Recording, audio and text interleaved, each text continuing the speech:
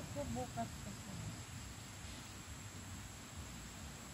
May kumatay lang. Nakakadisturbo. Kapag laki nila.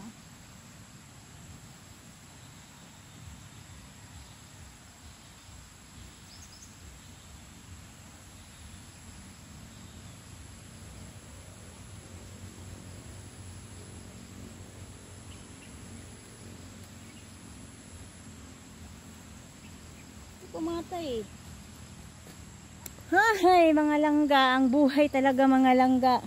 Alam mo mga langga, talaga napaka-healthy talaga yung ano ko. Wow, thank you Lord talaga. Ayan. Alam mo mga langga, kahit wala kang, kahit distansya ka talaga sa mga taong mga chikadura, kung hahanapan ka talaga nilang ng paraan para maging magulo yung buhay mo, magagawa talaga nila yan kahit hindi ka nila kasama. Kasi marunong talaga sila dyan magpa-spread ng mga balita tungkol sa'yo.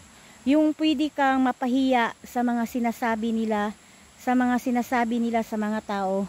Kasi napaka ano nila yan eh. Parang kurso yan eh.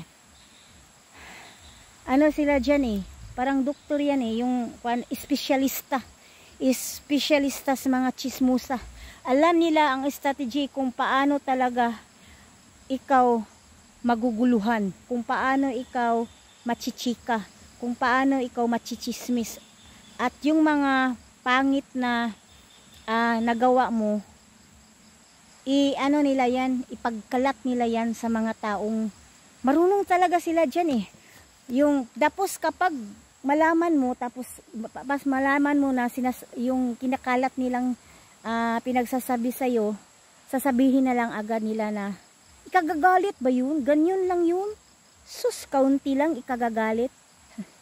Kapag malaman mo na, sasabihin nila, tapos magprangka ka, sasabihin nila na napaka liit na bagay, magagalit agad. Mga ganun-ganun na lang talaga yung pagsasabihin nilang mga langga. Sana maka-encounter kayo ng ipagkakalat din kayo. Yung ma-experience niyo yan, dili lalim mga langga.